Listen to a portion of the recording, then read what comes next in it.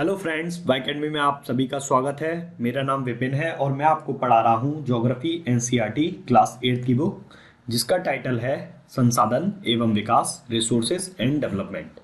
इसमें आज जो हम लेक्चर डिस्कशन करने जा रहे हैं वो हमारा है चैप्टर नंबर 3। और चैप्टर नंबर 3 का टाइटल है मिनरल एंड पावर रिसोर्सेज, खनिज और शक्ति संसाधन। इसमें हमने पार्ट फर्स्ट को कंप्लीट कर लिया है और पार्ट फर्स्ट में हमने खनिज संसाधन के बारे में पढ़ा था और उसके वितरण को देखा था और उसके प्रकार के बारे में देखा था। फिर हमने खनिज के उपयोगों के बारे में देखा था और खनिज के संरक्षण के बारे में देखा था कि खनिज संसाधनों का किस प्रकार से हम संरक्षण कर सकते हैं। तो जिसने भी ये वीडियो नहीं देखी है वो हमारे यूट्यूब चैनल वाई अकेडमी पर जाकर ज्योग्राफी की जो प्लेलिस्ट है वहाँ पर आपको ये वीडियोस या लेक्चर मिल जाएंगे। वहाँ पर आप जाकर ये लेक्चर या वीडियोस देख सकते हैं। आज जो हमारा लेक्चर डिस्कशन है वो है चैप्टर नंबर 3 पार्ट 2 और इसमें हम पावर रिसोर्सेज के बारे में पढ़ेंगे।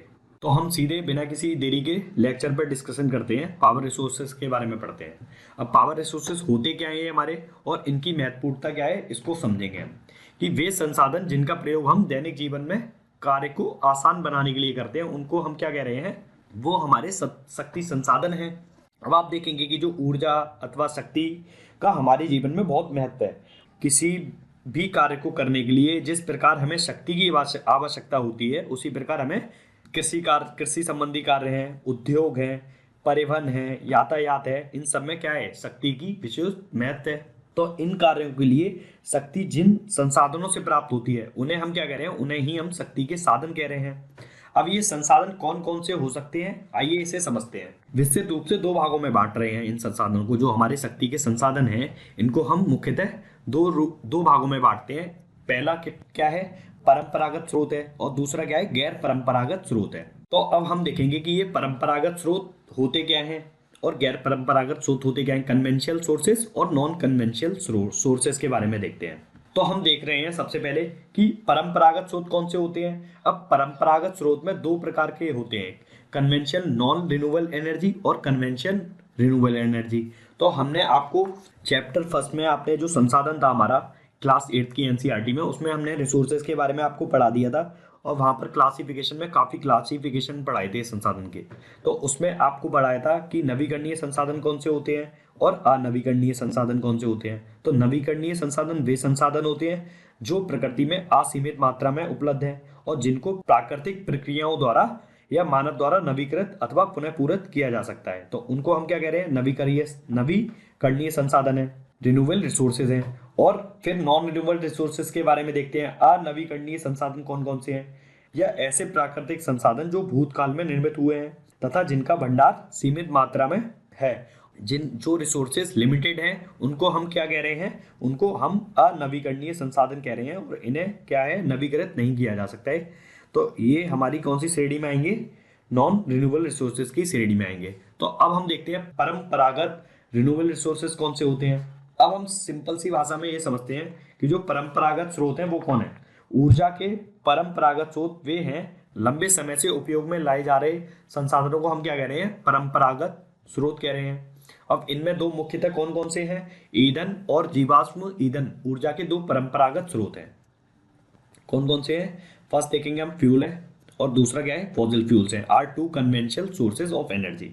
तो हम देखेंगे मुख्यतः इनमें किन किन भागों में बांटा गया है। ईंधन है, कोयला है, पेट्रोलियम है, प्राकृतिक गैस है, फिर जल विद्युत के बारे में भी हम आगे जाके इसमें पढ़ेंगे। अब कन्वेंशनल नॉन रिन्यूएबल एनर्जी है, वो किस तरह के होते हैं, उसमें मोस्टली फॉसिल फ्यूल्स है हमारे, जीवाश्म ईंधन में। जीवाश्म ईंधन में हमने आपको क्या क्या बताया था, कोल था, ऑयल था, नेचुरल गैस है। ये क्या है, तीन एग्जाम्पल्स हैं किसके, कन्वेंशनल नॉन रिन्यूएबल एनर्जी के। तो हम आप देखेंगे ये जो फॉसिल फ्यूल्स है वे कहाँ पर पाए जाते हैं, ये धरातल के नीचे पाए जाते हैं, अंडर द ग्राउंड। फिर हम कन्वेंशनल रिन्यूएबल एनर्जी को देखेंगे, ये मोस्टली कहाँ पाए जाते हैं और इसमें जो मोस्टली हैं वो नॉन फॉसिल फ्यूल्स हैं और ये आपको कहाँ मिलेंगे, ये धरातल के ऊपर ही आपको मिल जाएंगे। तो इसमें सबसे प्रमुख क्या है, ईंधन है हमारा, जैसे फायरवुड कह सकते हैं, ईंधन मिलेगा हमें। तो ये आपको कन्वेंशनल रिन्यूएबल एनर्जी में क्या मिलेगा, आपको फायरवुड देखने को मिल जाएगा। लकड़ी वगैरह संसाधन है जो क्या है, खाना पकाने के काम आता है और ऊष्मा का उत्पादन में भी ये काम आ रहे हैं। अब हम ऊर्जा के परंपरागत स्रोतों में ईंधन को देखते हैं सबसे पहले। तो ईंधन क्या है, अब ईंधन क्या है, इसका उपयोग पकाने खाना पकाने में करा जाता है और ऊष्मा प्राप्त करने के लिए इसका व्यापक रूप से उपयोग करा जाता है। अब इसके लाभ क्या है? ये बहुत ही आराम से उपलब्ध है धरती पर, कि देखेंगे फॉरेस्ट वगैरह है वहाँ की, हम क्या है ये सब ईंधन ही के रूप में इसकी लकड़ी वगैरह यूज हो रही है, खाना पकाने में हो रही है ईंधन की, और ऊष्मा प्राप्त करने में इसका उपयोग किया जा रहा है। और जो ईंधन है ये बहुसंख्यक लोगों को ऊर्जा प्रदान करता है। तो आप देखेंगे कि इसका रेशियो कितना है। हमारे देश में ग्रामीणों द्वारा उपयोग की गई 50% से अधिक ऊर्जा ईंधन से प्राप्त हो रही है। हमारे ग्रामीण क्षेत्रों में किससे प्राप्त होती है? ईंधन से प्राप्त हो रही है, फ्यूल से। अब देख रहे हैं हम ये हमें मिलता कहाँ से है, तो हम देखेंगे कि जो पौधे और जानवरों के अवशेष जो लाखों वर्षों तक धरती के अंदर दबे रहे थे, वो ताप और दाब के प्रभाव से जीवाश्म ईंधन में परिवर्तित हो गए। अब जीवाश्म ईंधन के सबसे अच्छे उदाहरण कौन कौन से हैं? जैसे कोयला है, पेट्रोलियम है, प्राकृतिक गैस है। ये क्या है? ये परंपरागत ऊर्जा के मुख्य स्रोत हैं। तो इन्हीं के बारे में हम ईंधन के बारे में हमने आपको बता दिया है। अब हम जीवाश्म ईंधन की तरफ चलते हैं, जिसमें कोयला और पेट्रोलियम और प्राकृतिक गैस के बारे में पढ़ेंगे। किस प्रकार का कंजप्शन वो लोग कर रहे हैं वैश्विक स्तर पे ऊर्जा का।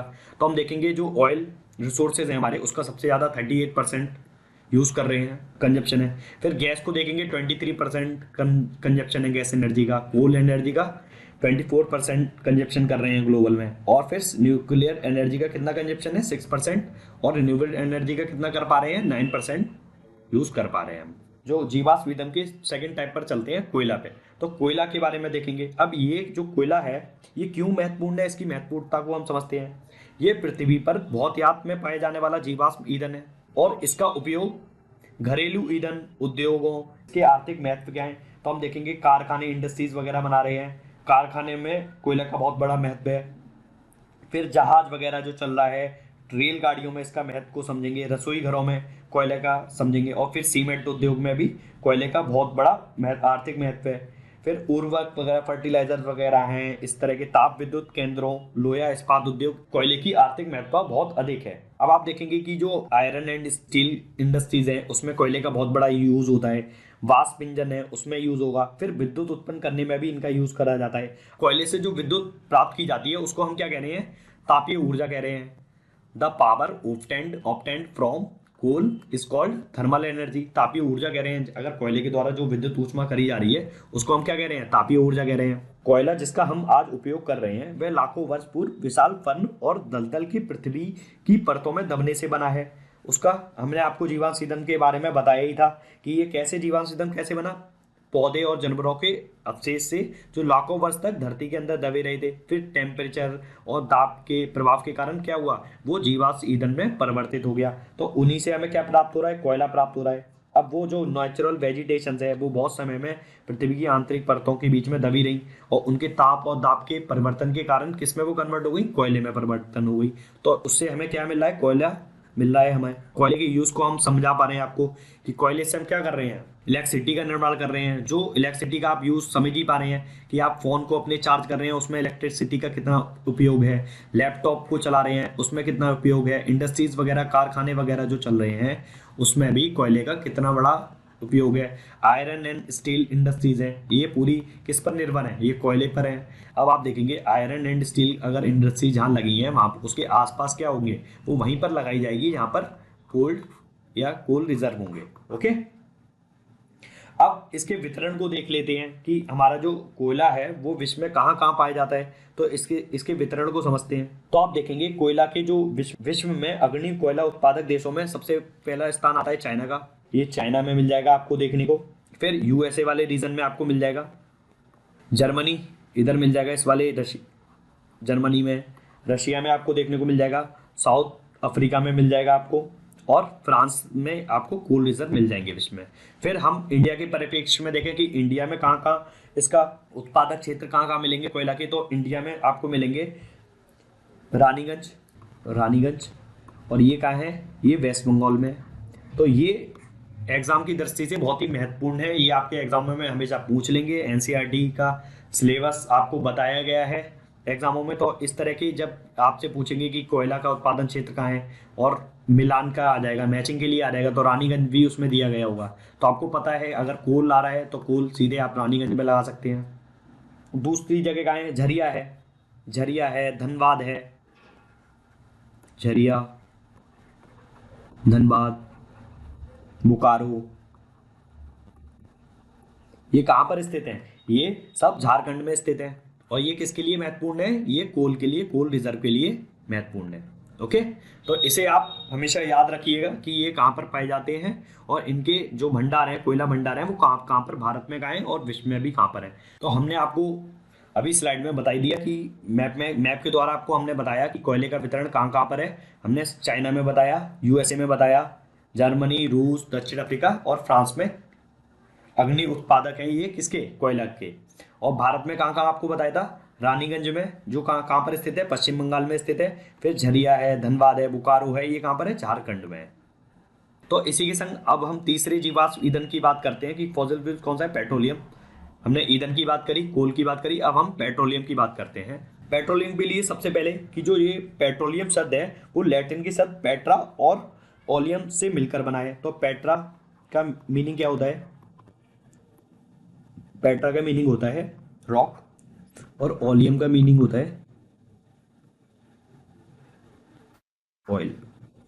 तो जो हमारा शब्द है पेट्रोलियम, ये लैटिन शब्द से लिया गया है। तो इससे जो मिलकर जो इनका अर्थ मिल रहा है उससे हम क्या कह रहे हैं? शैल तेल कह रहे हैं, शैल तेल। मिनरल ऑयल भी कह सकते हैं इसे। ओके, तो अब पेट्रोल के बारे में हम समझ गए हैं, पेट्रोलियम शब्द के बारे में। अब ये होता क्या है, हमारे लिए क्या महत्वपूर्णता है, तो इसको हम समझते हैं कि जो हम ट्रांसपोर्टेशन कर रहे हैं वो हमारी गाड़ियां, ऑटोमोबाइल इंडस्ट्रीज है, वो किस पे बेस्ड है? वो पेट्रोल इंडस्ट्री पे बेस्ड है, ऑयल इंडस्ट्री पे बेस्ड है। ओके, तो जैसे जैसे अगर आप देखेंगे कि कहीं कहीं इसकी जो उत्पादन है वो कम हो जाता है और पेट्रोल इंडस्ट्रीज के अगर दाम बढ़ जाएंगे, उसके प्राइस बढ़ जाएंगे, इंक्रीज हो जाएंगे, तो आप देखेंगे उससे संबंधित हर चीज़ महंगी हो जाती है।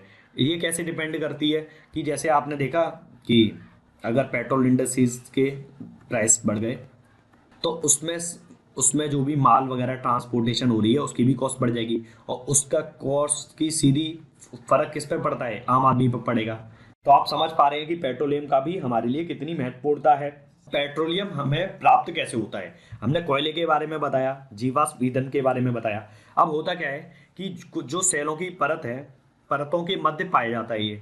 तो हम देखेंगे होता क्या है, जो हमारे जलीय जीव के अवसाद हैं, अवशेष हैं, और जो हमारी नेचुरल वेजिटेशन है इसके अवसाद हैं, उनके ताप और दाब के कारण जब वो परतों के मध्य जमा रहता है और ताप और दाब के कारण परिवर्तित होता है, तो किस में परिवर्तित हो रहा है? वो पेट्रोलियम में परिवर्तित हो रहा है। अब जब हम ड्रिल वगैरह कर रहे हैं तो हमें किस रूप में मिलता है? ये हमें कच्चे तेल के रूप में मिलता है। तो हमें इसका क्या है, जैसे हमें पानी मिल रहा है पाइप के द्वारा या ट्यूबवेल के द्वारा, तो हम सीधे उपयोग कर लेते हैं, लेकिन इसका सीधे यूज नहीं कर पाते हैं। तो इसका कैसे यूज करते हैं? हम इनको रिफाइनरी में ले जाते हैं, वहां पर इनका शोधन करते हैं, फिर हमें उससे क्या मिल रहा है? जो हमें कच्चा तेल मिल रहा है उससे हमें पेट्रोल मिलता है, मिट्टी का तेल मिल रहा है, डीजल मिल रहा है और लुब्रिकेंट्स वगैरह इससे मिल जाते हैं। तो आप ये इसमें पढ़ के समझ ही पा रहे होंगे कि इसे परिष्करण शाला भेजा जाता है, जहां अपरिष्कृत पेट्रोलियम के प्रकरण में विभिन्न तरह के उत्पाद जैसे डीजल, पेट्रोल, मिट्टी का तेल, मोम, प्लास्टिक और स्नेक तैयार किए जाते हैं।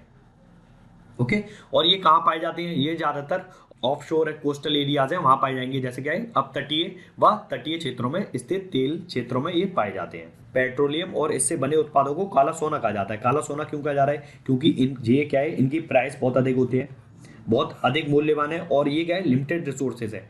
और जितनी भी इंडस्ट्रीज वगैरह चल रही हैं, ट्रांसपोर्टेशन वगैरह है, वो इस पे सब बेस्ड होती हैं पेट्रोलियम में। तो मैंने आपको बताया था कि अगर पेट्रोलियम के प्राइस बढ़ेंगे कहीं पर, जहाँ के जो उत्पादक देश है वहाँ पर किसी भी तरह की वॉर वगैरह हुई या किसी भी तरह के क्राइसिस होते हैं, तो इनके प्राइस बढ़ जाए, तो प्राइस बढ़ने के कारण इनका बहुत बड़ा इफेक्ट पड़ता है कॉस्ट पे। अब ये खनिज तेल है, वो कहाँ पाया जा रहा है? वो सेलों के परतों के मध्य के बीच पाया जाता है। तो हम देख रहे हैं कि ये जो खनिज तेल है वो अपसादी सेलों के छिद्रों में पाया जाता है, और खानों से निकले तेल को क्या कह रहे हैं हम? कच्चा तेल कह रहे हैं। अब इसे क्या कर रहे हैं हम? इसको प्रोसेसिंग करेंगे, तो प्रोसेसिंग करने के लिए इसे कहाँ भेजा जाएगा? रिफाइनरी वगैरह में भेजा जाएगा। तब फिर इसका जब हम शोधन करते हैं तो इस कच्चे पदार्थ से या कच्चे तेल से क्या क्या निकल रहा है? पेट्रोल मिल रहा है हमें, मिट्टी का तेल मिल रहा है, मोम मिल रहा है, स्नेक मिल रहा है, लुब्रिकेंट्स मिल रहे हैं, प्लास्टिक्स मिल रही है। जो ये पेट्रोलियम है और इससे बने उत्पाद हैं, इनको हम क्या कह रहे हैं? काला सोना कह रहे हैं, क्योंकि ये बहुत ही मूल्यवान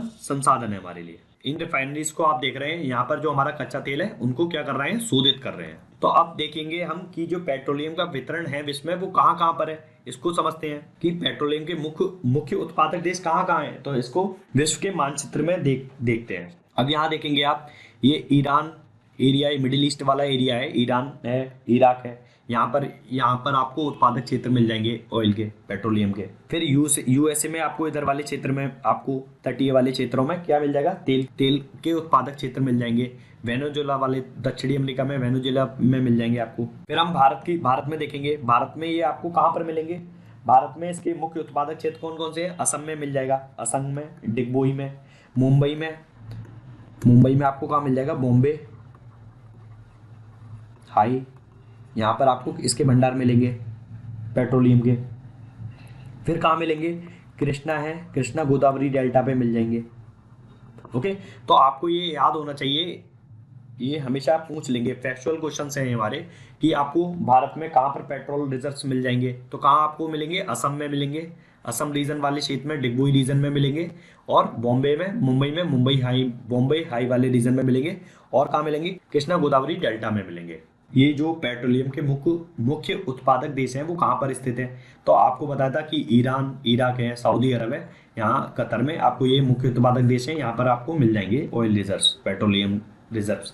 फिर देखेंगे और अन्य मुख्य उत्पादक देश कहाँ कहाँ हैं। यूएसए है, रूस है, वेनेजुएला है, अल्जीरिया है। फिर भारत में ये मुख्य उत्पादक क्षेत्र आपको कहाँ कहाँ मिलेंगे, असम में डिगबोई है, मुंबई में बॉम्बे हाई, और कृष्णा और गोदावरी नदियों के डेल्टा में ये आपको देखने को मिल जाएंगे।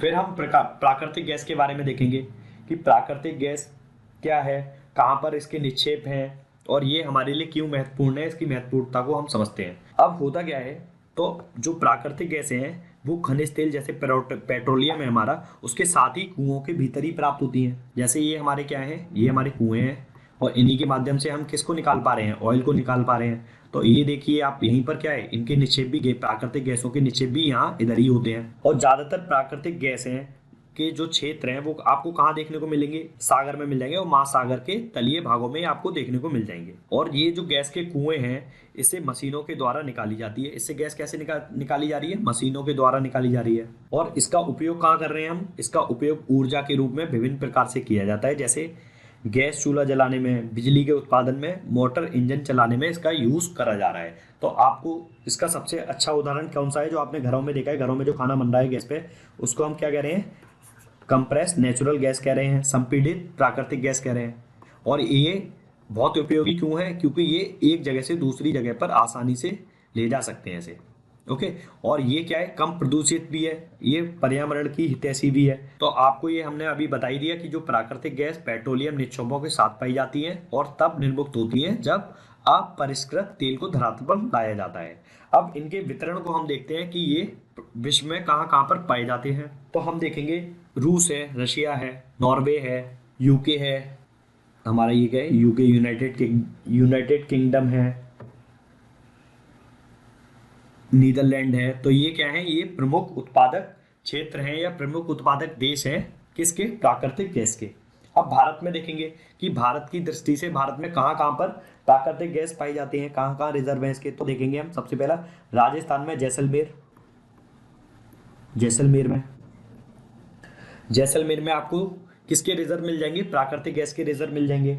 फिर देखेंगे, जो हमने आपको पहले बताया था अभी कि पेट्रोलियम हमें कहाँ मिलता है, कृष्णा गोदावरी डेल्टा के पास आपको प्राकृतिक गैस के भी रिजर्व मिल जाएंगे। पेट्रोलियम रिजर्व होगा वहीं पर, उसी के पास में प्राकृतिक गैस के भी रिजर्व होंगे। फिर मुंबई के कुछ अपतटीय क्षेत्रों में, या आपको जैसे मुंबई हाई वाला क्षेत्र है, वहां आपको देखने को मिल जाएंगे। अब ये जो रिसोर्सेज है इसकी प्रचुरता बहुत कम है। तो आप देखेंगे विश्व के बहुत कम देशों के पास प्राकृतिक गैस के अपने पर्याप्त भंडार हैं। प्राकृतिक जो हमारी गैस संसाधन है, नेचुरल गैस है, इसका यूज़ काफ़ी ज़्यादा इसलिए भी है क्योंकि जो पेट्रोलियम है और डीजल है, ये क्या है, काफ़ी इन्वायरमेंट में पॉल्यूशन फैलाती है और पर्यावरण की लिए काफ़ी हानिकारक भी है। इसका ज़्यादा, पेट्रोलियम और डीजल का ज़्यादा कंजप्शन क्या करता है, ग्लोबल वार्मिंग को बढ़ा रहा है। तो इसलिए हम नेचुरल गैस का यूज़ करते हैं। जैसे हम ईंधन वगैरह, हमने आपको बताया था कि लकड़ी वगैरह हमें मिल तो जाती है, लेकिन हम क्या कर रहे हैं, उस ईंधन से घरों में खाने बना रहे हैं, जिससे क्या हो रहा है, प्रदूषण हो रहा है। प्राकृतिक गैस है, उसका सबसे अच्छा उदाहरण हमने आपको क्या बताया था, सीएनजी, जो आराम से एक जगह से दूसरी स्थान पे हम इसे ले जा सकते हैं, और ये क्या है, पर्यावरण की हितैषी भी है। और कम पॉल्यूशन भी करती है। ओके, परंपरागत स्रोत थे हमारे, तो इनके बारे में हमने पढ़ा, ईंधन था उसमें और जीवाश्म ईंधन था। अब हम क्या देख रहे हैं कि जो हमारे द्वारा जीवाश्म ईंधनों के उपयोग की तीव्र वृद्धि ने क्या करा है, चिंताजनक दर से इन्हें समाप्ति तक पहुंचा दिया है। हमारे विश्व में जो बढ़ती मांग है उसके कारण क्या हो रहा है, जो हमारे जो लिमिटेड रिसोर्सेज हैं इन पे प्रेशर बढ़ गया है, और प्रेशर बढ़ने के कारण इन पर इनके जो सीमित भंडार हैं उनको खत्म होने का खतरा बढ़ गया है। अब तो इसके लिए हमें क्या करना चाहिए, इसके हमें अच्छे वैकल्पिक उदाहरणों को ढूंढना चाहिए। तो उसके लिए सबसे अच्छे वैकल्पिक उदाहरण क्या क्या हैं, शक्ति के वैकल्पिक साधनों के बारे में हमें ढूंढना चाहिए कि कौन कौन से वो शक्ति के वैकल्पिक साधन हैं। तो जो हमारे ये परंपरागत स्रोत है काफी लिमिटेड रिसोर्सेज है, और बढ़ती मांग के कारण इस पर क्या हुआ है, निकट भविष्य में इनको समाप्त होने की संभावना इनकी बढ़ गई है। आने वाले फ्यूचर टाइम में जो हमारे शक्ति के वैकल्पिक साधन है उनके बारे में हम जानते हैं। उसमें सबसे अच्छा उदाहरण क्या है, उसमें सबसे अच्छा उदाहरण है जल विद्युत, हाइड्रो इलेक्ट्रिसिटी। अब इसके बारे में देखते हैं कि जल शक्ति विद्युत क्या है, इसको समझते हैं। अब हम देखेंगे जल विद्युत शक्ति के बारे में देखेंगे। कोयला क्या है, अब कोयला को एक स्थान से दूसरे स्थान पे पहुंचाना, इसकी ढुलाई जो है वो काफ़ी महंगी पड़ती है। फिर खनिज तेल के बारे में देखें कि खनिज तेल भी देश की मांग एवं खपत से कम उत्पन्न होता है। हमारी जो डिमांड है वो तो काफ़ी ज़्यादा है, जितनी भी आप अर्थव्यवस्थाएं देखेंगे वो किस पर निर्भर है, ऑयल बेस्ड इंडस्ट्री पर निर्भर है। तो हम देखेंगे कि जो तेल है हमारा, तेल का जो उत्पादन है वो तो कम है लेकिन डिमांड बहुत ज़्यादा है। तो इसी कारण इसलिए हमने देश में जल शक्ति का विकास करा, जिससे हमें क्या मिल रहा है, विद्युत का निर्माण हो रहा है। अब उसको हम समझते, जल विद्युत शक्ति है क्या। अब इसे रिजर्व कैसे करा जाता है इसको देखते हैं। तो जो कुछ पहाड़ी एरिया हैं या उच्च पठारी क्षेत्रों में क्या करा है, नदी पर बांध बनाकर बांधों का निर्माण कर रहे हैं, जल को इकट्ठा कर रहे हैं। ओके, किसी ऊंचाई वाले क्षेत्र पर पाइप के माध्यम से किस पर गिर रहा है, टरबाइन पर गिर रहा है। अब वो टरबाइन किससे कनेक्टेड है, जनरेटर से कनेक्टेड है। तो पानी गिरने से वो टरबाइन घूम रही है, जिससे क्या है, वो जनरेटर को क्या मिल रही है, इलेक्ट्रिसिटी मिल रही है। और जनरेटर किससे कनेक्टेड है, ट्रांसफार्मर से कनेक्टेड है, जिससे क्या हो रहा है, इलेक्ट्रिसिटी का निर्माण हो रहा है, विद्युत उत्पन्न हो रही है। तो विद्युत उत्पन्न करने के बाद जो जल बचता है उसका उपयोग कृषि में कर रहे हैं। और ऊर्जा का चौथाई हिस्सा, 1/4 हिस्सा जल विद्युत से उत्पन्न हो रहा है। ऊर्जा का 1/4 पार्ट किससे उत्पन्न हो रहा है, हमारा जल विद्युत से उत्पन्न हो रहा है। अब हम जल विद्युत के अग्रणी उत्पादक देश देखते हैं कौन कौन से हैं। पराग्वे है, नॉर्वे है, ब्राजील है, चाइना है। यहाँ पर ये क्या है, अग्रणी उत्पादक देश है किसके, जल विद्युत के। अब भारत की दृष्टि से देखते हैं भारत में कहाँ कहाँ पर अवस्थित है। तो भारत के कुछ महत्वपूर्ण जल विद्युत केंद्र हैं, कहाँ पर मिलेंगे, भाखड़ा नंगल डैम आपको कहाँ देखने को मिल जाएगा, हिमाचल प्रदेश और पंजाब की बॉर्डर पे आपको देखने को मिलेगा। फिर आपको गांधी सागर, नागार्जुन सागर और दामोदर नदी घाटी परियोजना भी आपको ये देखने को मिल जाएंगी, जो क्या कर रही हैं, जल विद्युत का निर्माण कर रही हैं। इसी के साथ ये लेक्चर समाप्त होता है, और चैप्टर नंबर 3 का जो इसका एक पार्ट और बनेगा, पार्ट 3, जिसमें हम ऊर्जा के गैर परंपरागत स्रोतों के बारे में आपको बताएंगे। ओके, तो आपको ये लेक्चर कैसा लगा कमेंट सेक्शन में बताइए, और वीडियो को ज़्यादा से ज़्यादा शेयर करें, लाइक करें, और हमारे यूट्यूब चैनल वाई अकेडमी को ज़्यादा से ज़्यादा सब्सक्राइब करें। ओके, तो इसी के साथ चलते हैं। Thank you guys.